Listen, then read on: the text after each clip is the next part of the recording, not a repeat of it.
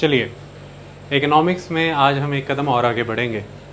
हम economic survey cover कर रहे हैं और हमारे 5 चैप्टर्स कंप्लीट हैं। आज हम 6th चैप्टर की तरफ बढ़ेंगे। 6th चैप्टर का जो टाइटल है वो है targeting ease of doing business in India. देखिए, हमारा इकोनॉमिक सर्वे ये कहता है कि गवर्नमेंट ऑफ इंडिया का ये टारगेट है कि 2024-25 तक हमें $5 ट्रिलियन इकॉनमी बनना है। अगर हमें $5 ट्रिलियन इकॉनमी बनना है तो इकोनॉमिक सर्वे के according invisible hand of the market को फैसिलिटेट करना पड़ेगा। Invisible hand of the market का मतलब यहाँ पर ये है कि डिमांड एंड सप्लाई का कंसेप्ट मार्केट में अपना रोल प्ले करे और प्राइवेट प्लेयर जो हैं वो लीड करें कंट्री की इकॉनमी को, और फिर जो वेल्थ क्रिएशन होगी उसी की बदौलत हम $5 ट्रिलियन इकॉनमी बनेंगे। अब इस $5 ट्रिलियन इकॉनमी के लिए, इस इनविजिबल हैंड के कंसेप्ट को सपोर्ट करने के लिए जो भी पॉलिसीज़ की इंटरवेंशंस की ज़रूरत है गवर्नमेंट के एंड पर, और जो भी देश में सुधार करने की ज़रूरत है उसको लेकर के चैप्टर्स इकोनॉमिक सर्वे में बने हैं। या जो भी इसके रास्ते में ऑब्स्ट्रक्शंस हैं उनको रेक्टिफाई कैसे किया जाए, उन्हें ख़त्म कैसे किया जाए, इसके रिलेटेड भी चैप्टर्स हैं। उन्हीं को हम 1 बाय 1 पढ़ रहे हैं, समझ रहे हैं। ये जो चैप्टर है ईज़ ऑफ डूइंग बिजनेस, ये बहुत इंपॉर्टेंट है। इसमें डाटा काफ़ी होगा क्योंकि कंपैरेटिव एनालिसिस है। आपको एग्जैक्ट वर्जन में डाटा क्रैम करने की ज़रूरत नहीं है। 1 या 2 ऐसी फिगर्स होंगी जिन्हें आपको याद करना है, अदरवाइज़ आपको दिमाग में उसे रखना नहीं है।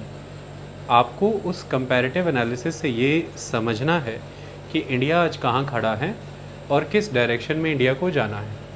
अभी कितने चैलेंजेस बाकी हैं, कितने एफर्ट्स करने बाकी हैं, उन ऑब्स्टेकल्स को ओवरकम करेगा इंडिया, तो इंडिया अपने कंपैरेटिव, अपने जो बराबरी में खड़ी हैं इकोनॉमीज़, उनके साथ बराबरी कर पाएगा।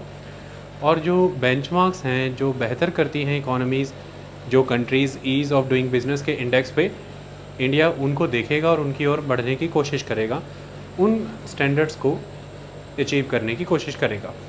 इसके लिए वो डाटा है, डाटा मैंने लिखा भी है।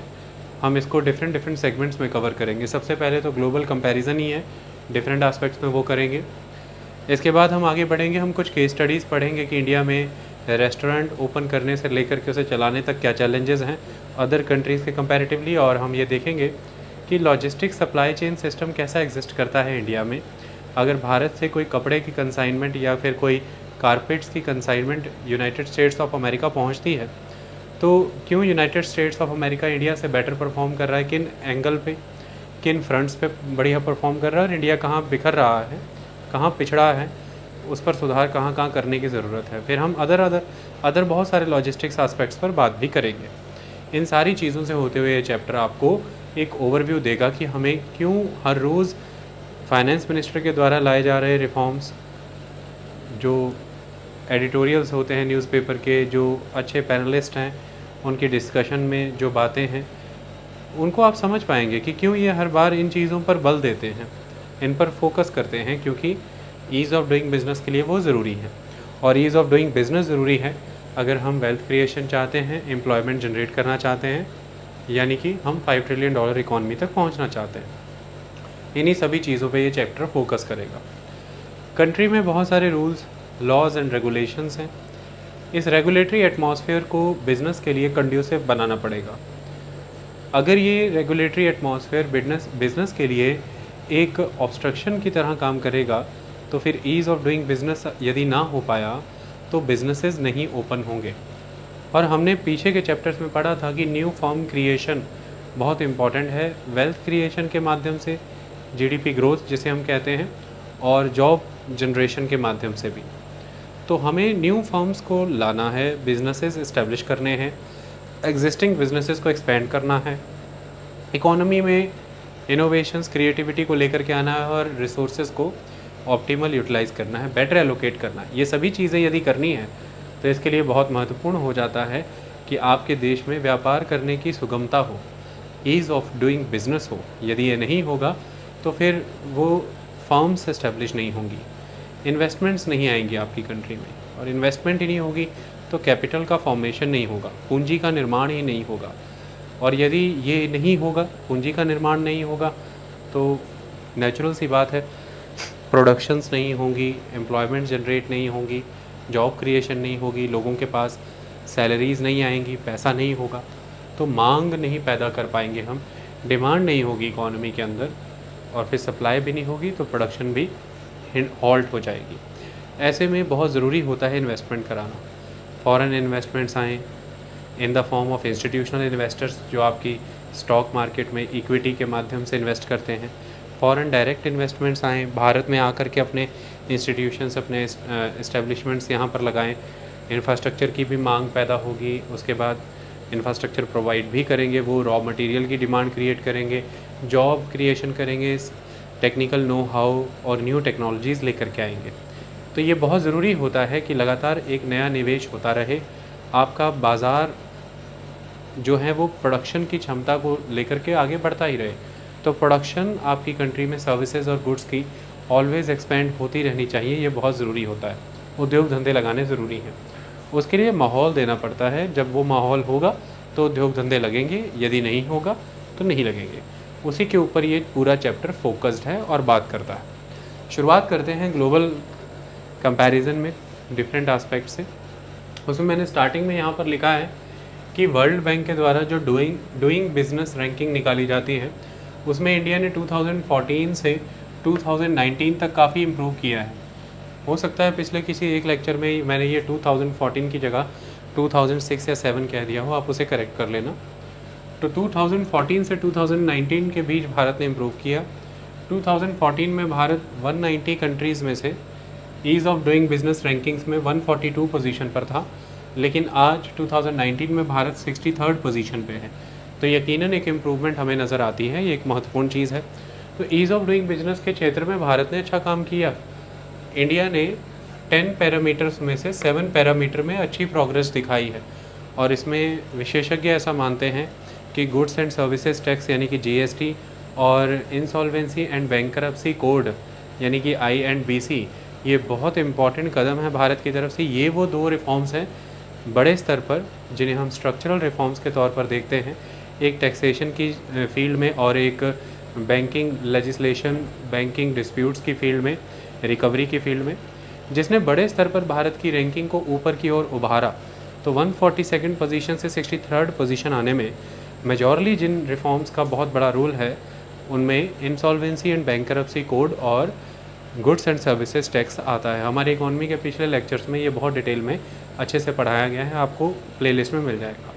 तो इस तरह से ये रिफॉर्म्स के माध्यम से भारत आगे बढ़ा। इंडिया ने 10 पैरामीटर्स में से 7 में प्रोग्रेस भी किया। इंडिया 142nd पोजीशन से 63rd पोजीशन पर भी आ गया, रैंकिंग भी बहुत इम्प्रूव की। लेकिन अभी भी बहुत से क्षेत्रों में भारत को कार्य करना बाकी है। उन क्षेत्रों के विषय में अब हम बात करेंगे। जब उन एस्पेक्ट्स पे काम होगा तो ईज़ ऑफ डूइंग बिजनेस में हमारी रैंकिंग और इम्प्रूव होगी और हम टॉप 50 के बीच में लाई करेंगे। अब कई बार ऐसा हो जाता है कि ईज़ ऑफ डूइंग बिजनेस की रैंकिंग पे तो आप इम्प्रूव कर रहे हैं, लेकिन वो जो पैरामीटर्स रखे हैं वर्ल्ड बैंक की इस डूइंग बिजनेस कैटेगरी के अंदर, उसमें से कुछ पैरामीटर ऐसे बहुत इंपॉर्टेंट पैरामीटर होते हैं, अगर उनमें आप लैग कर रहे हैं और ओवरऑल अगर आपकी रैंकिंग अच्छी इम्प्रूव भी हुई है, बट उन पर्टिकुलर पैरामीटर्स में अगर आप लैग कर रहे हैं तो उस लेवल पर बिज़नेस क्रिएशन नहीं हो पाता जो बिज़नेस क्रिएशन रिजेंबल होना चाहिए आपकी ओवरऑल रैंकिंग की इम्प्रूवमेंट से। तो कुछ particular parameters are very important, उन पे फोकस करना ज़रूरी है। तो इसी तरह से अब हम देखते हैं कौन कौन से पैरामीटर्स हैं जिन पर बात करनी ज़रूरी है, किन किन क्षेत्रों में भारत पिछड़ रहा है। Ease of starting business, ease of doing business तो है, लेकिन बिज़नेस को स्टार्ट करना दैट इज़ इम्पॉर्टेंट। भारत में उद्योग धंधा शुरू करने से लेकर के आज भी बहुत सी कठिनाइयाँ एग्जिस्ट करती हैं। ईज़ ऑफ स्टार्टिंग बिजनेस की अगर आप बात करेंगे तो भारत की रैंकिंग यहाँ पर 136 है ईज़ ऑफ स्टार्टिंग बिजनेस को लेकर के। तो ये एक बहुत बड़ी प्रॉब्लमेटिक एस्पेक्ट है। आपको काम शुरू करना है, उसके लिए आपकी रैंकिंग 136 पर लाई कर रही है 190 में से। अगर आपको प्रॉपर्टी रजिस्टर करना है तो second aspect is registering property, तो इंडिया की पोजीशन 154 है। थर्ड एस्पेक्ट पेइंग टैक्सेस, तो इंडिया की पोजीशन 115 है, और एनफोर्सिंग कॉन्ट्रैक्ट इंडिया की पोजीशन 163 है। तो ये पोजीशंस आपको एग्जैक्टली याद नहीं करनी है, आपको ये डूइंग बिजनेस रैंकिंग देखनी है जो कि 63 है। लेकिन इसके बावजूद अभी भी काफ़ी सारे ऐसे फ्रंट हैं जहाँ पर हम पिछड़ रहे हैं। जैसे कि व्यापार, उद्योग धंधे शुरू करना, स्टार्टिंग बिजनेस। व्यापार करना एक अच्छी बात है, डूइंग बिजनेस में हम उभर रहे हैं, लेकिन उसकी शुरुआत करना, ईज़ ऑफ स्टार्टिंग बिजनेस में हम अभी भी पिछड़ रहे हैं। प्रॉपर्टी को रजिस्टर करने में पिछड़ रहे हैं, टैक्सेस पे करने के मामले में अभी बहुत सी ऑब्स्ट्रक्शंस हैं, और कॉन्ट्रैक्ट्स को इन्फोर्स करने को लेकर के अभी भी बहुत सी समस्याएं हैं, अभी नहीं समझने की कोशिश करते हैं। देखिए, जब आप ईज़ ऑफ स्टार्टिंग बिजनेस की बात करते हैं, जैसे हमने to set up business in India की हेडिंग से यहाँ पर बताया है, उसे समझने की कोशिश करें तो कंपैरेटिव एनालिसिस लेकर के चलेंगे। एक तो हम न्यूजीलैंड के साथ कंपेयर करेंगे इंडिया को, जो कि पिछले लगातार कई वर्षों से नंबर 1 पोजीशन होल्ड किए हुआ है वर्ल्ड बैंक की डूइंग बिजनेस रिपोर्ट में। और फिर इंडिया को हम उसके पीयर्स के साथ भी कंपेयर करेंगे, यानी कि वह कंट्रीज़ जो इंडिया के बराबर का स्थान रख रही हैं अर्थव्यवस्था में, जैसे कि चाइना, इंडोनेशिया, ब्राज़ील, इनके साथ एक कंपैरेटिव एनालिसिस होगा। एक वो जो बेस्ट इन क्लास है जैसे कि न्यूजीलैंड, और बाकी वो जिनके साथ भारत का एक कंपटीशन है, तो इनके साथ हम आपको कंपेयर करके बताएंगे। देखिए, to set up business in India, अगर भारत में व्यापार स्थापित करना है आपको, यानी कि बिज़नेस स्टार्ट करना है, तो उसके लिए कहाँ पर भारत आज स्टैंड करता है। देखिए, जब हम प्रोसीजर्स की बात करते हैं कि कितने प्रोसीजर्स फॉलो करने पड़ते हैं आपको एक बिज़नेस सेटअप करने के लिए, उस मामले में भारत ने यकीनन एक इम्प्रूवमेंट की है। 13 प्रोसेसेस से हम घट करके 10 प्रोसेसेस की ओर आए हैं। पहले 13 प्रोसेस करने पड़ते थे, 13 प्रोसीजर करने पड़ते थे, अब 10 प्रोसीजर, 10 प्रोसेस यहाँ पर करने पड़ते हैं। अगर पूछें कि कितने दिन लगते हैं, डेज़, तो लगभग भारत में काम धंधा शुरू करने में, बिज़नेस इस्टेब्लिश करने में, टू स्टार्ट द बिज़नेस, आपको एवरेज 18 डेज़ लगते हैं। यकीनन पहले ये 30 दिन लगा करते थे। जब मैं पहले की बात कर रहा हूँ यहाँ पर, तो फिर ये जो कंपैरिजन लिया गया है ये 10 ईयर का लिया गया है, ये 2009 से 2019 के बीच में लिया गया है। आज यदि 2013 में आज यदि 2019 की बात करें, अभी तो हम 2020 में हैं, लेकिन ये इकोनॉमिक सर्वे जो है 2019-20 का ही लिया गया है, तो उसमें 2019 का डाटा आपको प्रोवाइड किया गया है। तो ऐसे में आज यदि हम 2019 की बात करें, तो जहाँ पर पहले हमें 13 प्रोसेस फॉलो करने पड़ते थे 2009 में, आज हमें 10 प्रोसेस फॉलो करने पड़ते हैं एक बिज़नेस स्थापित करने के लिए। जहाँ पर हमें एक समय में लगभग 30 दिन लग जाते थे ऑन एन एवरेज, आज हमें 18 दिन लगते हैं, 18 डेज़। नेचुरली हमने एक इम्प्रूवमेंट की है, लेकिन यदि हम कंपैरिजन करें अगर उसके साथ जिसके साथ हमारा best in class segment comparison है, दैट इज़ न्यूजीलैंड, तो सिंगल विंडो ऑपरेटिंग सिस्टम है वहाँ पर। थर्ड पार्टी एजेंसीज़ एग्जिस्ट करती हैं। न्यूजीलैंड गवर्नमेंट उन थर्ड पार्टी एजेंसीज़ को हायर करते हैं, और वो agencies single window clearance mechanism system के तहत आपको आधे दिन में, यानी कि जहां हम एवरेज 18 डेज़ ले रहे हैं, वहीं पर अगर आप बात करते हैं न्यूजीलैंड की, तो न्यूजीलैंड यही काम आधे दिन में कर दे रहा है। तो सोच करके देखिए वो कहाँ खड़ा है। वहाँ पर आधा दिन लगता है बिज़नेस इस्टेब्लिश करने में, एक सिंगल फॉर्म होता है वहाँ पर, और बहुत ही कम कॉस्ट होती है। With only 1 form, single window agency system, half a day में आपका कारोबार वहाँ पर रजिस्टर होकर के, इस्टेब्लिश होकर के आप चलाइए, कोई दिक्कत की बात नहीं, कोई समस्या नहीं। लेकिन वहीं भारत में लगभग 10 प्रोसीजर फॉलो करने पड़ेंगे, एक सिंगल फॉर्म से कुछ नहीं होगा। लगभग एवरेज 18 दिन लग जाएंगे आपको, ये भी अभी सुधार के बाद है। तो ये था न्यूजीलैंड के साथ भारत का कंपैरिजन। लेकिन अगर भारत के पीयर्स के साथ कंपैरिजन करें, उनके साथ की जो इकॉनमीज़ हैं, तो यकीनन ही चाइना हर फ्रंट पर भारत से आगे है। तो चाइना के साथ यहाँ पर उस लेवल पर कंपैरिजन हम नहीं कर रहे हैं, वो हर फ्रंट पर आगे है। इन फ्रंट पर देखें, न्यूजीलैंड के बराबर नहीं है, लेकिन भारत से हर फ्रंट पर आगे है। लेकिन यदि ब्राज़ील और इंडोनेशिया की बात करें, तो वो कहाँ खड़े रहते हैं।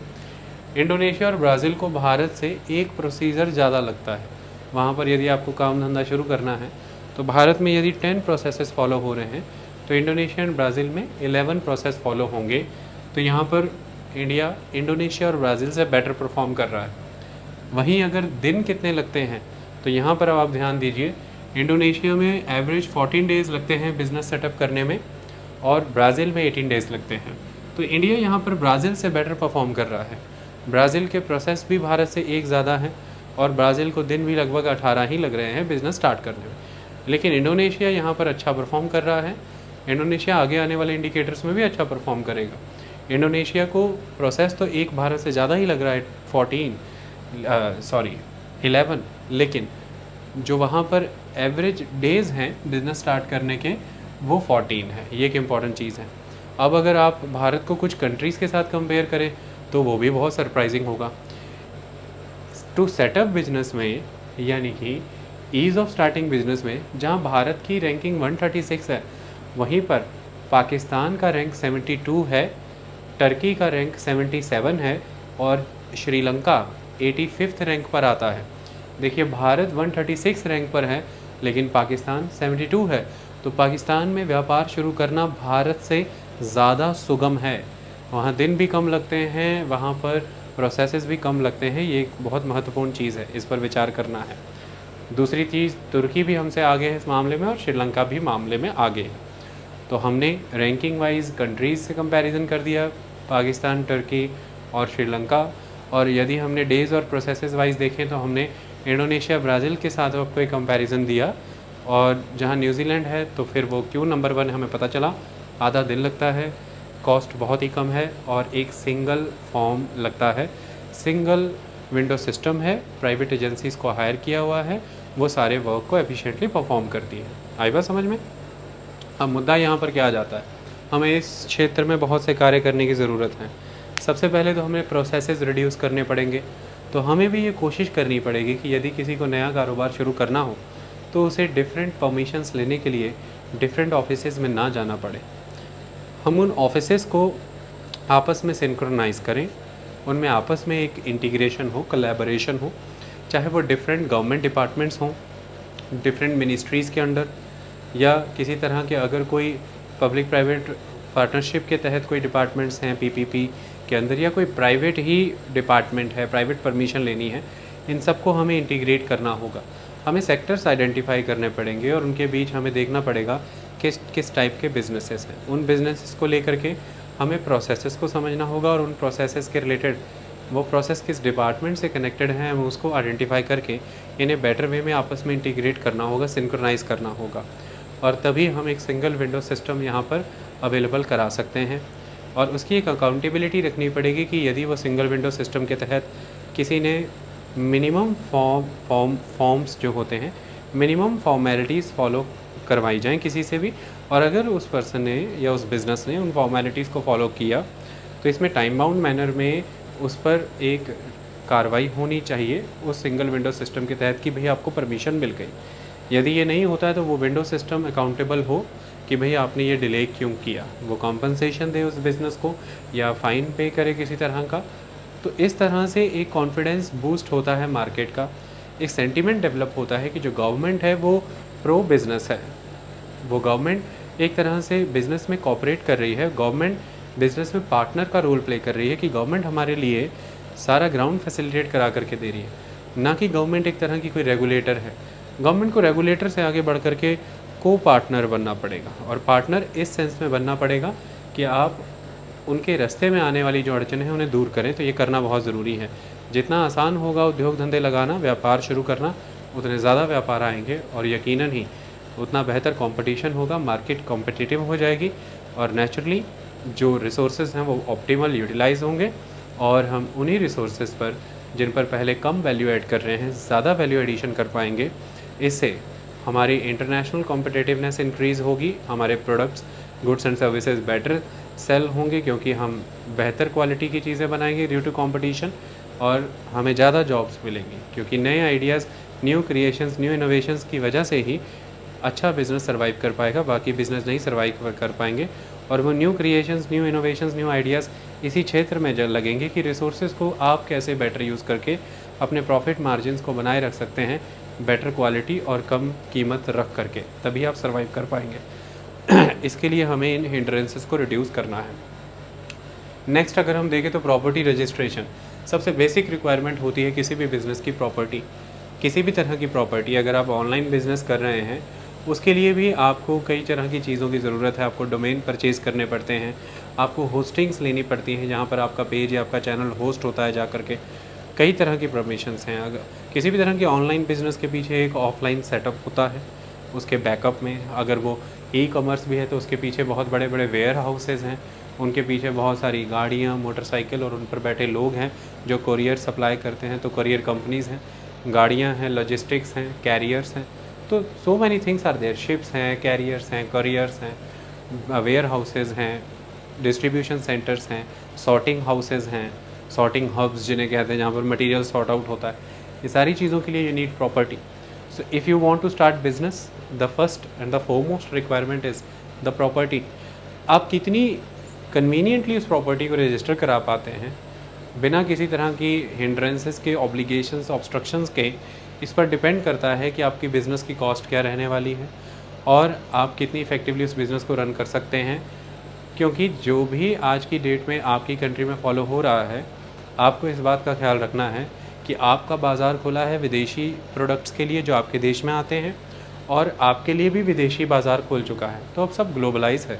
ऐसे में आपकी कंट्री में यदि प्रॉपर्टी रजिस्टर करने में समय ज़्यादा लग रहा है, खर्चा ज़्यादा लग रहा है, परेशानी ज़्यादा आ रही है उस व्यापारी को, तो जो लाइन ऑफ प्रोडक्ट वो प्रोड्यूस कर रहा है, वही लाइन ऑफ प्रोडक्ट अगर इंडोनेशिया, ब्राज़ील या चाइना या न्यूजीलैंड प्रोड्यूस कर रहा है, वहाँ का कोई कॉरपोरेट प्रोड्यूस कर रहा है, लेकिन वहाँ पर प्रॉपर्टी रजिस्ट्रेशन के rules are very very simple, तो वह कम खर्चे में ज़्यादा एफिशिएंटली, ज़्यादा जल्दी उस प्रॉपर्टी को रजिस्टर करके अपनी प्रोडक्शन को उस लेवल पे मैनेज करेगा और उसकी खर्चा, उसकी कीमत घट जाएगी, उस चीज़ की कॉस्ट घट जाएगी। इसका सीधा लाभ आपको फिर ये मिल जाता है कि इसका सीधा फिर लाभ कह रहा हूँ, नुकसान ये हो जाता है कि वो प्रोडक्ट आपकी कंट्री में जब पेनिट्रेट करते हैं, आपके उद्योग धंधे, आपके प्रोडक्ट्स उनसे कम्पीट नहीं कर पाते हैं, क्योंकि उनकी कॉस्ट काफ़ी बढ़ चुकी होती है, जिसकी वजह से सेलिंग प्राइस बढ़ चुका होता है।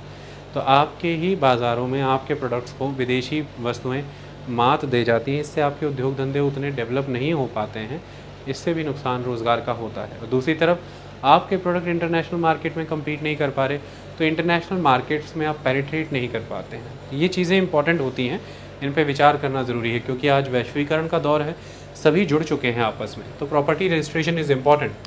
प्रॉपर्टी रजिस्ट्रेशन के मामले में क्या कहा गया है, देखिए प्रोसीजर्स जो भारत में फॉलो होते हैं प्रॉपर्टी रजिस्ट्रेशन को लेके, टोटल 9 प्रोसीजर फॉलो होते हैं। डेज़ कितने लगते हैं, दिल्ली, मुंबई, अलग अलग दिन यहाँ पर देखे गए, तो एवरेज इंडिया में यदि आपको प्रॉपर्टी रजिस्टर करनी है 49 डेज़ आपको लग जाते हैं। टोटल 9 प्रोसीजर्स आपको फॉलो करने पड़ते हैं, और इस सारे प्रोसेस में प्रॉपर्टी रजिस्टर करने के लिए फिर खर्चा कितना आता है, लगभग 7.4 to 8.1% of the property value. Property की जो वैल्यू है उसके लगभग 7.6% के अराउंड एवरेज खर्चा आ जाता है आपका उस प्रॉपर्टी को रजिस्टर ही करने का। तो almost 50 days, almost 7.5% of the property value cost, and you have to follow the 9 procedures. ये करने के बाद आपकी प्रॉपर्टी रजिस्टर होती है, और ये तीनों चीज़ें पिछले 10 बरस में घटी नहीं है, उल्टा ये बढ़ी है। तो प्रॉपर्टी रजिस्ट्रेशन के मामले में हमारे स्तर में गिरावट आई है, इन सभी स्तरों पर हम बढ़े हैं, हमने घाटा नहीं किया है, एक इम्पॉर्टेंट चीज़ है। ऐसे में न्यूजीलैंड की अगर हम बात करें तो प्रोसीजर देखिए, कहाँ हम 9 प्रोसीजर फॉलो कर रहे थे, वो 2 ही प्रोसीजर फॉलो करते हैं, दैट्स इट। और कहाँ हमारे यहाँ पर प्रॉपर्टी रजिस्टर करने का खर्चा लगभग 7.5% तक आ रहा है प्रॉपर्टी के वैल्यू का, और वहाँ पर प्रॉपर्टी रजिस्टर करने का खर्चा क्या आ रहा है, जस्ट 0.1%। तो उनका एंटरप्रेन्योर आपके एंटरप्रेन्योर से तो यहीं पर बेटर हो गया, जब वो प्रॉपर्टी रजिस्टर ही कर रहा है तो उसकी प्रॉपर्टी वैल्यू के कंपैरेटिवली जो कॉस्ट आ रही है वो जस्ट 0.1%, और आपका एंटरप्रेन्योर यहाँ पर प्रॉपर्टी रजिस्टर करने के लिए ही उसके कंपैरेटिवली 7.5% एक्स्ट्रा खर्च रहा है। तो ऐसे में खर्चा तो यहीं पर बढ़ जाता है। फिर दिन कितने लग रहे हैं, लगभग 50 दिन, वो ये सारा काम एक दिन में कर जाएगा। यहाँ पर प्रोसीजर लग रहे हैं 9, उनको प्रोसीजर लग रहे हैं 2, ये एक बहुत महत्वपूर्ण चीज़ है। तो ये न्यूजीलैंड के साथ बेस्ट इन क्लास के साथ कंपैरिजन, अब जरा बराबरी वालों को भी देख लेते हैं। देखिए ब्राज़ील में इंडिया के कंपैरेटिवली प्रोसीजर ज़्यादा हैं। हम ये देख पा रहे हैं कि इंडिया कहीं ना कहीं ब्राज़ील के साथ नेक टू नेक है, और कुछ मामलों में ऊपर भी चला गया है, बेहतर है। तो ब्राज़ील प्रोसीजर 14 प्रोसीजर यूज़ होते हैं, इंडिया में 9 प्रोसीजर यूज़ होते हैं। लेकिन इंडिया में जहाँ 49 डेज़ लगते हैं प्रॉपर्टी रजिस्टर करने को, वहीं ब्राज़ील में 31 डेज़ लगते हैं प्रॉपर्टी रजिस्टर करने को। ये एक महत्वपूर्ण चीज़ है। अब अगर इंडोनेशिया के साथ देखें तो ये देखिए, इंडोनेशिया हम नोटिस कर रहे हैं कि इंडोनेशिया इंडिया को एज दे रहा है और इंडिया से आगे जा रहा है। जहाँ एक तरफ इंडिया ब्राज़ील को एज दे रहा है थोड़ा, वहीं इंडोनेशिया इंडिया और ब्राज़ील दोनों को एज दे रहा है। तो इंडोनेशिया को अगर हम यहाँ पर देखें तो इंडोनेशिया प्रोसीजर 6, इंडिया के प्रोसीजर 9 थे, ब्राज़ील के 14 थे, लेकिन इंडोनेशिया के 6 प्रोसीजर यहाँ पर यूज़ हो रहे हैं, और डेज़ के मामले में इंडोनेशिया 31 डेज़ है ब्राज़ील के मुकाबले। तो इंडोनेशिया डेज़ एंड प्रोसीजर के मामले में इंडिया से कहीं बेहतर है, और ब्राज़ील से वो डेज़ के मामले में बराबर है लेकिन प्रोसीजर के मामले में कहीं बेहतर है। तो ये एक महत्वपूर्ण चीज़ है। तो property registration is very important. तो ease of starting business and to register property, यहीं पर हमारे प्रोडक्ट की कॉस्ट, हमारा एंटरप्रेन्योरियल इकोसिस्टम वीक पड़ जाता है अदर कंट्री के कंपैरेटिवली, और फिर जब उनके प्रोडक्ट्स मार्केट को रूल करते हैं तो हमारा सिंपल क्वेश्चन होता है कि ऐसा क्यों। और फिर हम आ जाते हैं सब्सिडीज़ देने की तरफ कि भाई हमारी इंडस्ट्रीज़ को सब्सिडीज़ नहीं दी जाती, वो कंट्री अपनी इकोनॉमी में अपने उद्योग धंधों को सब्सिडी देती है। हर चीज़ सब्सिडी पर नहीं खड़ी होती। आने वाले समय में रिसोर्सेज जो हैं वो बहुत लिमिटेड हैं, लेकिन कंजम्पशन बहुत ज़बरदस्त है, प्रोडक्शन उसके अकॉर्डिंग करनी पड़ेगी। तो फिर ये तभी मुमकिन है जब रिसोर्सेज का एलोकेशन बेटर होगा, प्रोडक्टिव लोग ही उन रिसोर्सेज को कैप्चर करेंगे और उनका ऑप्टिमल वे में यूटिलाइजेशन करेंगे। ये सब्सिडी के बेसिस पे नहीं हो पाएगा। ये तब होगा जब आप एफिशिएंट हैं, और एफिशिएंसी इसी बात पर डिपेंड करती है कि आपने कितने बेटर वे में अपना रिसोर्स यूज़ किया, और वो इस बात पर डिपेंड करेगा कि आपकी कंट्री में व्यापार करने के लिए सुगमता कितनी है, माहौल कैसा है, सरकारें कैसे प्रबंध कर करके वहाँ बैठी हैं, रुकावटें कितनी आती हैं आपको। जहाँ सीमलेस फंक्शनिंग है वहाँ पर उद्योग धंधे फ्लरिश करेंगे, रिसोर्स में बहुत बेहतर इस्तेमाल होगा, क्योंकि कंपटीशन, प्रतिस्पर्धा बड़ी अच्छी रहेगी। ये महत्वपूर्ण चीज़ें हैं जो आपको बाकी मुल्कों से पीछे रखती हैं व्यापार के क्षेत्र में, और यही कारण है फिर निवेश में कमी रहती है। कारण उद्योग धंधे जब नहीं चल रहे बढ़िया, उतना प्रोडक्टिव एसेट नहीं डेवलप हो रहा, कंपनियां बेहतर परफॉर्म नहीं कर रही हैं, तो फिर जो इन्वेस्टर है वो आपकी कंपनियों के शेयर में भी उस लेवल पे पैसा नहीं लगाता है, क्योंकि उसे रिटर्न्स अच्छे नहीं नज़र आते हैं। तो इससे फिर आपको एक वो बहुत बड़ा कॉर्पस ऑफ इन्वेस्टमेंट इक्विटी नहीं मिल पाता, जो कि आपके उद्योग धंधे के लिए एक कैपिटल का काम करता है, एक पूंजी का काम करता है, जिसके आधार पर आप अपने उद्योग धंधे का विकास करते हैं, विस्तार करते हैं, इनोवेशन, रिसर्च एंड डेवलपमेंट की तरफ जाते हैं। और इसी पर आश्रित होती है आपकी कंट्री की इकॉनमी की जो हॉरिजॉन्स हैं उसका एक्सपेंशन। तो ये नहीं हो सकता अगर व्यापार लायक माहौल ही नहीं है। तो ये एक इम्पॉर्टेंट चीज़ है। इसके बाद आगे बढ़ते हैं। नेक्स्ट है पेइंग टैक्सेस। टैक्सेस पे करने को लेकर के ये बहुत महत्वपूर्ण चीज़ है। इसको लेकर के लंबे समय से ये था कि टैक्स कंप्लायंस हमारी कंट्री में कम था। इसका एक रीज़न ये भी था कि टैक्स कंप्लायंस में रिजिडिटी बहुत ज़्यादा है, फॉर्मेलिटीज़ बहुत ज़्यादा है, फॉर्म्स आम लोगों की समझ में नहीं आता है, आपको बड़े बड़े वकील हायर करने पड़ते थे, चार्टर्ड अकाउंटेंट रखने पड़ते थे आपके अकाउंट्स वगैरह मेंटेन करने के लिए, फिर वहाँ पर पैसा जाता था। आम लोग तो इन प्रक्रियाओं को समझ ही नहीं पाते थे। इसकी वजह से हमारे देश में टैक्स पेयर बहुत कम है, बहुत ही कम टैक्स पेयर एग्जिस्ट कर रहा है हमारी कंट्री के अंदर। इसी का नुकसान ये है कि हमारे पास उस लेवल पे टैक्स कलेक्शन नहीं है। हम इनडायरेक्ट टैक्सेस पे अच्छे खासे रिलाई करते हैं। डायरेक्ट टैक्सेस में हम जितना ला सकते हैं यील्ड, उतनी यील्ड हमारी नहीं है। उसका कारण एक ये भी है कि हमारा टैक्स प्रोसीजर सीमलेस नहीं है। तो उसको भी यदि हम सीमलेस करते हैं तो हमारा ईज़ ऑफ डूइंग बिज़नेस की तरफ बेहतर स्कोर आता है। तो पेइंग टैक्सेस के मामले में देखें कि एक साल में आपको कितनी पेमेंट करनी होती है। पहले कई तरह की पेमेंट्स थी, लेकिन गुड्स एंड सर्विसेज टैक्स ने उन सभी को ख़त्म कर दिया, और आपने देखा कि बहुत सारे इनडायरेक्ट टैक्सेस, सरचार्ज, सेसेस, इनको सबस्यूम कर लिया और एक जीएसटी बना। तो नंबर ऑफ़ पेमेंट्स पहले काफ़ी ज़्यादा थी, उनको रिड्यूस किया भारत ने। तो इसकी वजह से होल ईयर आप उन पेमेंट्स को और उन प्रोसेसेस को हैंडल करते हैं, ऐसा अब नहीं है। नंबर ऑफ़ पेमेंट्स भारत में पहले 59 थी, इसे कम करके 12 पे लाया गया है। ये एक इम्पॉर्टेंट चीज़ है। सेकंड, टाइम कितना, टैक्स पे करने के लिए भारत में कितने घंटे कुल लगते हैं, तो उसके आस्पेक्ट से अगर देखें तो 250 टू 254 आवर्स भारत लेता है टैक्स पे करने में। लेकिन अब अगर हम बेस्ट इन क्लास के साथ कंपैरिजन करें तो न्यूजीलैंड 140 आवर्स लेता है टैक्स पे करने में। ये भी तब जब पिछले 10 सालों में न्यूजीलैंड में ये समय बढ़ा है, इससे भी कम था वहाँ पर, लेकिन फिर भी इंडिया से कम 110 आवर्स कम लगते हैं न्यूजीलैंड में टैक्स पे करने में। ये एक महत्वपूर्ण चीज़। अब अगर इसे हम इंडोनेशिया और ब्राज़ील से कंपेयर करेंगे तो इंडोनेशिया में number of payments per year India से ज़्यादा है, दैट इज़ 26। इंडिया में 12 थी, वहाँ पर 26 थी। लेकिन इंडोनेशिया में भारत के कंपैरेटिवली बहुत कम समय लगता है टैक्स पे करने में पर ईयर। तो पर ईयर टाइम जो लगता है टैक्स पे करने में बहुत कम लगता है। ब्राज़ील इन सभी मामलों में number of payments per year में और टाइम में बहुत ही पुअर परफॉर्मर है। तो ब्राज़ील के कंपैरेटिवली इंडिया की यहाँ भी एज है, लेकिन इंडोनेशिया एक पॉइंट पे एज लेके जाता है कि टाइम कम लगता है। हाँ, नंबर ऑफ़ पेमेंट वहाँ पर ही है 26 है, वो भारत से दुगनी है एक तरह से। लेकिन न्यूज़ीलैंड की परफॉर्मेंस अल्टीमेट है, 140 घंटे में टैक्स पे होता है वहाँ पर पूरे देश में पर ईयर के अंदर। अगला है, चौथा है कॉन्ट्रैक्ट्स को इन्फोर्स करना।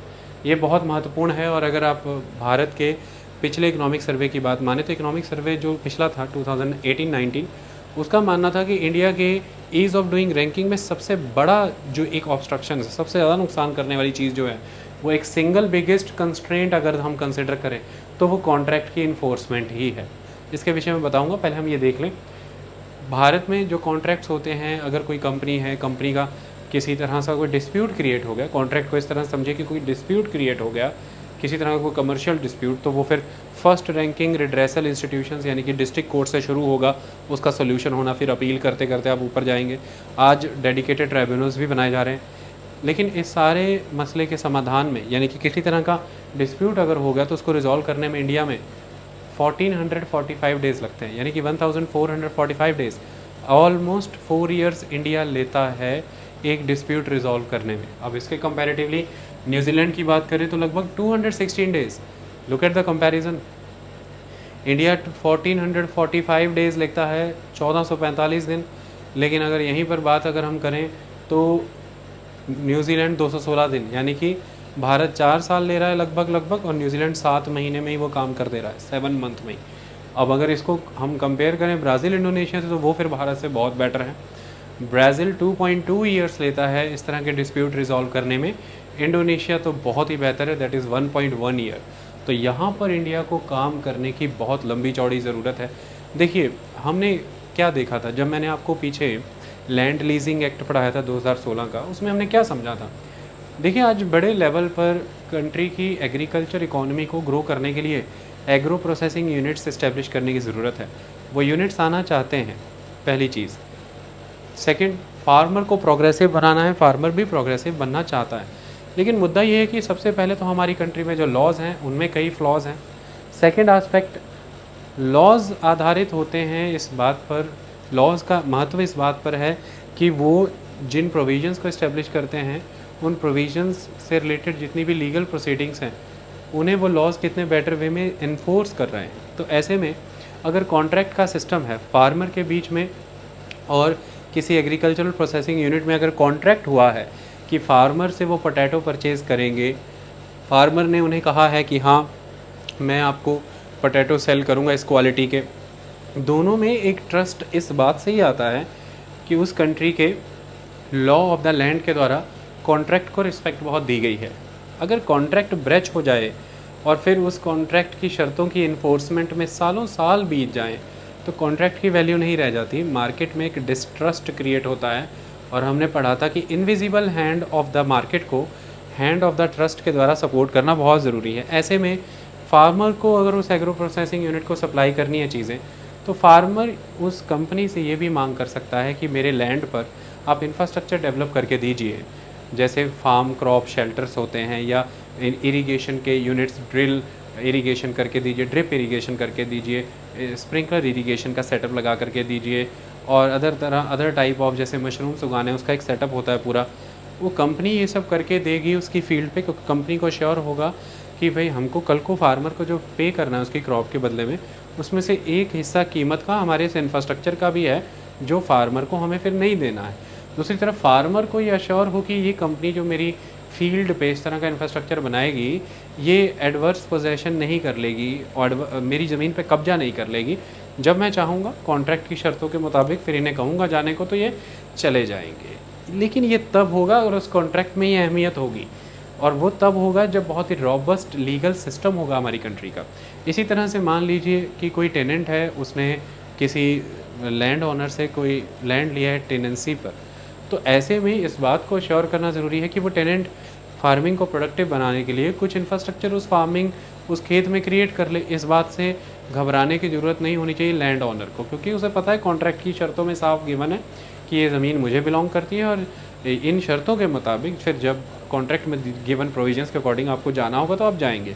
इसी तरह से टेनेंट अश्योर है कि कॉन्ट्रैक्ट हो गया है मेरे और लैंड ओनर के बीच में, और अब मुझे इतने समय तक ये निकाल नहीं सकता है, और जो मैंने इंफ्रास्ट्रक्चर क्रिएट किया उससे जो लैंड इम्प्रोवाइजेशन हुई उसके बिहाफ पर ये मुझे कुछ कंपनसेशन भी करेगा। ये तब होता है, बैरन बैरन लैंड पड़ा है, प्रोडक्शन में नहीं आ रहा, अंडर कल्टीवेशन नहीं आ रहा, क्योंकि कॉन्ट्रैक्ट्स को लेकर के डिस्ट्रस्ट है। तो वो कहते हैं कि कल को कोई टेनेंट आकर के ज़मीन पे कब्ज़ा कर ले, इससे बेहतर ज़मीन खाली रहने दो। इसी तरह से किराए पे घर को लेकर के एक समस्या है। देखिए कॉल सेंटर्स आ रहे हैं, banking institutions, financial, insurance sector, बहुत जितना भी आप नए नए सेक्टर ले लें, वेयर हाउसिंग की बात कर लें, लॉजिस्टिक्स की बात, सॉर्टिंग हब्स, डिस्ट्रीब्यूशन सेंटर्स, सब कुछ, इनके लिए बिल्डिंग्स चाहिए। We need land, we need buildings, वो हैं। लेकिन मुद्दा ये है कि कॉन्ट्रैक्ट्स की प्रॉब्लम है। बिल्डिंग बनाने वाले भी इस क्षेत्र में नहीं आ रहे। वेयर हाउस बनाने वाले बहुत से लोग होंगे, अगर उन्हें ये दिखेगा कि वेयर हाउस जब किसी को लीज़ पे देंगे तो वो एडवर्स पोजेशन का सिस्टम नहीं हो जाएगा और वो वेयर हाउस सही समय पे छोड़ देगा। और वेयर हाउस वाले को ये दिख रहा है कि मुझे रातों रात छोड़ने को नहीं कहा जाएगा, मुझे लंबा समय दिया जाएगा। ये जब होगा, ये कॉन्ट्रैक्ट में जब मर्यादा आ जाएगी, वेयर हाउसेस भी बनेंगे, स्टोरेजेस, लॉजिस्टिक्स सिस्टम बहुत अच्छा डेवलप होगा। तो ये देखिए इन्वेस्टमेंट भी आ रहा है, उद्योग धंधे भी पैदा हो रहे हैं, रोज़गार पैदा हो रहा है। दूसरी तरफ नए तरह की अपॉर्चुनिटीज़ ओपन होकर के आ रही हैं हमारे सामने। ये तब होता है, ये सारा सोशल एंड इकोनॉमिक बेनिफिट तब मिलता है जब लीगल सिस्टम अच्छा हो। तो हमारी कंट्री का जो लीगल सिस्टम है उसको अगर हम बेटर करें तो उसके बहुत सारे सोशल और इकोनॉमिक मल्टीप्लायर इफ़ेक्ट हो सकते हैं। तो ये एक सेक्टर है जिसमें हमें अच्छा खासा निवेश करना चाहिए और ये प्रोडक्टिव होगा। तो अगर हम लीगल सिस्टम को स्ट्रेंथन करने में, स्ट्रीमलाइन करने में, सीमलेस करने में खर्चा करते हैं तो नुकसान नहीं है। तो जैसे आप देखते हैं कंपनी लॉस को लेकर के आज national company law tribunal, NCLT जैसी चीज़ें आ रही हैं। इसके अलावा सरफेसी एक्ट को लेकर के जल्दी निपटारा, उसके लिए ट्राइब्यूनल्स बन रहे हैं, बैंकों को ज़मीनें जल्दी मिले, NPS का निपटारा हो जाए।